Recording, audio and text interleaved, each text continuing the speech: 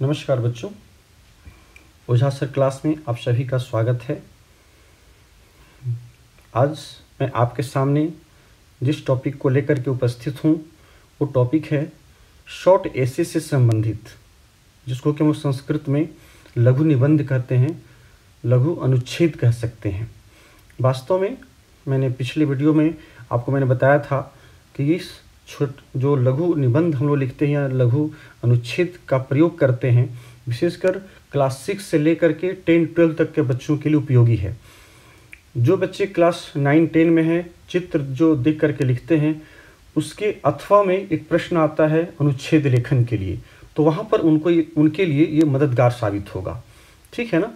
और जो बच्चे जूनियर क्लास में हैं उन्हें भी अनुच्छेद लिखने के लिए छोटा सा शॉर्ट में से जो बच्चे या तो डीएवी में पढ़ते हों या और भी डीपीएस में पढ़ते हों या और भी जो प्राइवेट स्कूलों में या फिर गवर्नमेंट के स्कूलों में जो झारखंड बोर्ड का है या कोई भी स्टेट्स गवर्नमेंट में जो प्रश्न पत्र दिए जाते हैं उसमें एक शॉर्ट जो है ऐसे लिखने के लिए आपका रहता है संस्कृत में लघु निबंध, ठीक है ना। संस्कृत में आपको लघु निबंध लिखने के लिए एक प्रश्न होता है जो कि 5 से 10 नंबर का पूछा जाता है।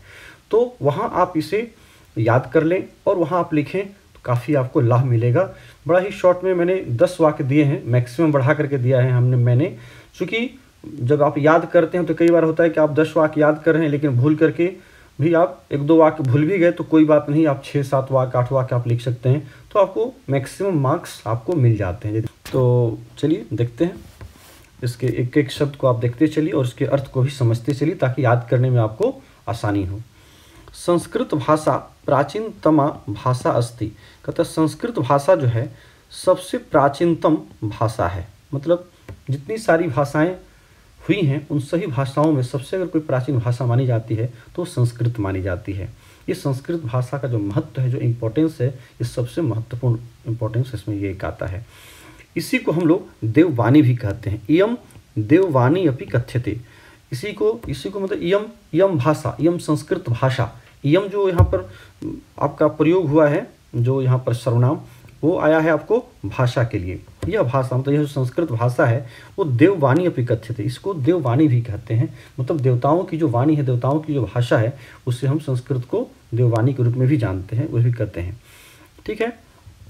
तीसरा है संस्कृतस्य अर्थः, संस्कृत का जो अर्थ बताया गया है ना, वो वास्तव में संस्कृत का जो सही अर्थ है वो क्या है उसको यहाँ बताया गया है। कहता संस्कृतस्य अर्थ, संस्कृत का अर्थ शुद्धम परिष्कृतम वा, कहता शुद्ध अथवा परिष्कृत या पवित्र जिसको हम लोग कहते हैं, वो संस्कृत शब्द का ही अर्थ होता है जो पूरा संस्कारित की हुई जो भाषा है, वैसी भाषा जिस भाषा में कोई त्रुटि नहीं है, पूर्ण रूपेण जो शुद्ध है, पवित्र है, निर्मल है, जिसमें कोई मल नहीं है, इस प्रकार की जो भाषा है वो संस्कृत भाषा है, पूरी संस्कारित की हुई जो भाषा होती है, ठीक है।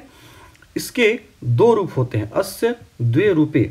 आप यदि हम इसके थोड़ा सा अगर पीछे आप जाएं, थोड़ी सी गहराई अगर गहराई में आप जाते हैं तो देखेंगे इसके 2 रूपों की चर्चा होती है। एक है वैदिक रूप और एक है लौकिक रूप।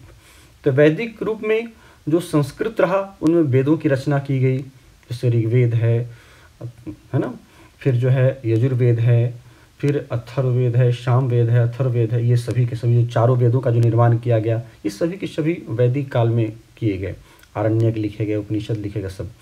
तो वो जो काल होता है उसको हम लोग वैदिक काल कहते हैं। और फिर लौकिक काल, फिर उसके बाद का जो काल है वो लौकिक काल हुआ। जब से कि रामायण, जैसे लौकिक काल की बात करें तो लौकिक काल में सबसे पहला जो काव्य की रचना हुई वो आपका रामायण है ना। तो इसी की चर्चा हम लोग यहाँ कर रहे हैं। कहता अस्य द्वे रूपे, इसके 2 रूप पाए जाते हैं, एक तो वैदिकम लौकिकम वा, एक वैदिक रूप हुआ संस्कृत का और एक लौकिक रूप हुआ, ठीक है।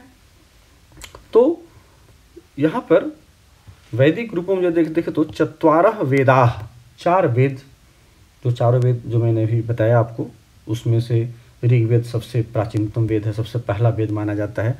उसी ऋग्वेद से बाकी 3 वेदों को निकाला गया, अलग अलग निर्माण किया गया। तो 4 वेदाः संस्कृते एव सन्ति, कहता 4 वेद जो हैं वो संस्कृत में ही पाए जाते हैं। यदि संस्कृत के महत्व की हम बात करें तो इसलिए कहा कि 4 वेद संस्कृत में है। रामायणम महाभारतम च संस्कृते एव स्तः। रामायण और महाभारत, रामायण में जैसा कि बताया कि लौकिक संस्कृत का सबसे पहला काव्य है तो वो रामायण है, उसके बाद फिर महाभारत की रचना हुई। ठीक है ना, ये दोनों के दोनों जो ग्रंथ हैं, महाकाव्य हैं, ये महाकाव्य संस्कृत में ही लिखे गए हैं। और आपको पता ही है कि महाभारत, जिसमें कि गीता का भी हम लोग जो ज्ञान प्राप्त करते हैं, इसी महाभारत का ही वो भी एक अंश है। और गीता को जो साक्षात ईश्वर की वाणी कही गई है। ठीक है, तो एक संस्कृते एव अस्तः, कहते रामायण और महाभारत दोनों के दोनों जो है ग्रंथ है, जो महाकाव्य है, वो संस्कृत में ही लिखे गए हैं। गीता तो ईश्वरस्य वाणी या संस्कृते अस्ति, कहता गीता तो ईश्वरस्य वाणी, ईश्वर की वाणी है, जैसा कि मैंने आपको बताया। जो या मतलब जो संस्कृते एव अस्ति, वो जो संस्कृत में ही है, वो है ना, किसी दूसरी भाषा में वो चीज़ें आपको नहीं मिलेंगी। अब उसका भले ही अब उसका अनुवाद करके लोग उसको अलग अलग कई भाषाओं में उसका ट्रांसलेशन किया गया, कई इससे देश, पूरा विश्व जो है, पूरा पृथ्वी इससे जो है वो अपने आप को धन्य कर रहा है, इसके अमृत रूपी ज्ञान को प्राप्त करके गीता के। ठीक है, तो ये जो है ये संस्कृत में ही है, जो कि ईश्वर की वाणी साक्षात कही जाती है। यही नहीं, इसके साथ साथ जो हमें संस्कृत में मिलता है वो देखिए, षोडश संस्कारा, जो 16 संस्कार है, व्यक्ति के जन्म से लेके मृत्यु पर्यंत जो 16 संस्कार हमारे शास्त्रों में बताए गए हैं, उसकी चर्चा भी इसी संस्कृत में आपको मिलती है। अष्टादश पुराणानि, महर्षि वेद व्यास ने पुराणों की भी जो रचना की महाभारत के बाद, तो ये जो 18 पुराण हैं, ये सभी के सभी 18 पुराणों की का भी जो निर्माण किया गया, वो भी संस्कृत भाषा में ही किया गया है। उपनिषदः, मैं आपको बता दूं, उपनिषद में मूल शब्द उपनिषद है और हलंत शब्द है, और यहाँ पर बहुवचन के रूप में उपनिषदः प्रयोग हुआ है। ठीक है ना, बहुत लोग उपनिषदः को प्रथमा एक वचन मान लेते हैं, लेकिन यहाँ पर उपनिषदः शब्द प्रथमा के बहुवचन का रूप है। ठीक है ना, सरित की तरह इसका रूप होगा, सरित सरितो सरिता, उस प्रकार से उपनिषदः बना है। तो उपनिषदः कहता सभी जो उपनिषद हैं, जो 108 उपनिषद की बात करते हैं, यद्यपि आज जो है 108 उपनिषद हमें उपलब्ध नहीं होते, अधिक से अधिक 10 या कहीं कहीं 11 का वर्णन मिलता है जो उपलब्ध उपनिषद हमारे हैं। तो ये जो उपनिषद लिखे गए ये भी संस्कृत में है।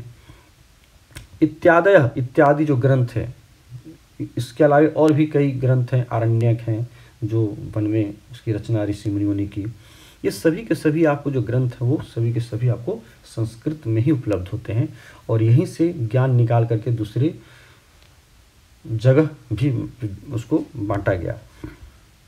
पंचतंत्र है, बहुत फेमस रहा, हितोपदेश पंचतंत्र, ये सभी के सभी ग्रंथ देखिए कि सबसे अधिक भाषाओं में अगर किसी ग्रंथ का ट्रांसलेशन किया गया तो पंचतंत्र का है। कई भाषाओं में इसका लोगों को, बच्चों के लिए स्पेशली, वैसे बच्चे जो पढ़ने वाले हैं, शिक्षा प्राप्त करने वाले हैं, तो उन बच्चों को सबसे अधिक यदि उपयोगी बनाया गया तो पंचतंत्र के ग्रंथ को आधार मान करके बनाया गया। और उसका ज्ञान आज भी जो है कई किताबों में, हर देशों में इसको बच्चों के लिए उपलब्ध कराया जाता है। तो ये सभी के सभी ग्रंथ देखिए जितने ज्ञानप्रद हैं, सभी के सभी संस्कृत में आपको पाए जाते हैं। इयम एका वैज्ञानिक भाषा वर्तते, यह जो संस्कृत है केवल एक मतलब कि भाषा मात्र ही नहीं कह सकते हैं। भाषा मात्र के साथ साथ कहने का मतलब है कि यह एक वैज्ञानिक भाषा है। चूँकि इसके व्याकरण भाग को यदि आप देखते हैं थोड़ा सा भी, तो इस व्याकरण भाग को देखने से आपको पता चला, जो कि अष्टाध्यायी महर्षि पाणिनि ने, आपने नाम सुना होगा, महर्षि पाणिनि ने अष्टाध्यायी नाम के व्याकरण ग्रंथ की रचना की। और उस व्याकरण ग्रंथ में, जिसमें कि 4000 लगभग सूत्र उसमें उपलब्ध हैं, उस सभी के सभी सूत्र जो हैं पूरे वैज्ञानिक तरीके से बने हुए हैं। ठीक है ना, जिसमें कि माहेश्वर सूत्र का प्रयोग किया गया। तो कुछ ऐसी चीज़ें हैं जब तक आप उसकी गहराई में नहीं जाएंगे तो उसके ज्ञान को आप नहीं पा सकते हैं। तो वही बताया, यह एक वैज्ञानिक भाषा है। ठीक है ना, यम एका वैज्ञानिक भाषा वर्तते। लास्ट इसमें जो 10वां है वो है संस्कृतस्य महत्वम तु अवर्णनीयम अस्ति। कहता है कि कितना भी कहें फिर भी संस्कृत भाषा का जो महत्व है उसका हम वर्णन नहीं कर सकते, वो अवर्णनीय है। क्योंकि हम लोग वर्णन उसी का कर सकते हैं जो कि सीमित हो। संस्कृत का जो वाङ्मय है, संस्कृत का जो अट्टालिका है, इतना बृहद स्तर पर है कि इसका वर्णन करना संभव नहीं है। इसका शब्दकोश कहिए तो इतना बड़ा शब्दकोश है कि इतना बड़ा शब्दकोश किसी भी दूसरी भाषाओं में आपको उपलब्ध नहीं होगा, जैसे कि अमरकोश है ना। ये सभी मतलब ये जो है किसी दूसरी भाषा पर डिपेंड नहीं है, दूसरी भाषाएं जो है हमारे संस्कृत पर डिपेंड है और इससे अपनी अपनी भाषाओं में वो लोग लाभ ले रहे हैं। स्पेशली यदि हम बात करें भारतीय परिवार की जितनी सारी भाषाएं हैं हमारी भारतीय भाषाओं में, चाहे वो कन्नड़ कहें, मलयालम कहें, बंगला कहें, असमिया कहें या फिर हम अपनी हिंदी, भोजपुरी जितनी सारी भाषाओं की बात करें सब में देखेंगे, या हिंदी कहें सब में देखेंगे कि संस्कृत के ही सारे शब्दों को, मैक्सिमम शब्दों को लिया गया है। ये है।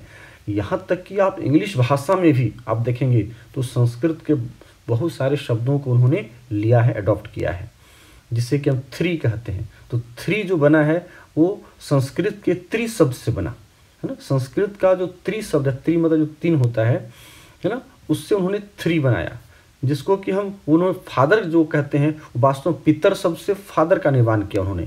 तो इस प्रकार से जब हम लोग संस्कृत साहित्य का इतिहास पढ़ते हैं तो देखेंगे कि वो हम बहुत सारी ये बातें पता चलती हैं कि चाहे वो विदेशी लोग हों या और भी कहीं दूसरी भाषाओं के लोग हों, उन्होंने संस्कृत से काफ़ी उन्होंने लाभ लिया और इससे उन्हें भी फायदा मिला है। तो चलिए, इसलिए संस्कृत का जितना भी हम गुणगान करें, जितना भी बखान करें, जितना भी वर्णन करें वो कम ही होगा, क्योंकि बहुत इसके विषय में बताने की बहुत सारी बातें हैं और जानने के लिए बहुत कुछ सीखने के लिए हमें है।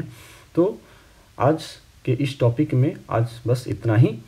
फिर हम नेक्स्ट टॉपिक में आपसे फिर हम मिलेंगे नेक्स्ट नए विचार के साथ। चलिए, तब तक के लिए आप हमें आज्ञा दीजिए। बहुत बहुत धन्यवाद। Thank you.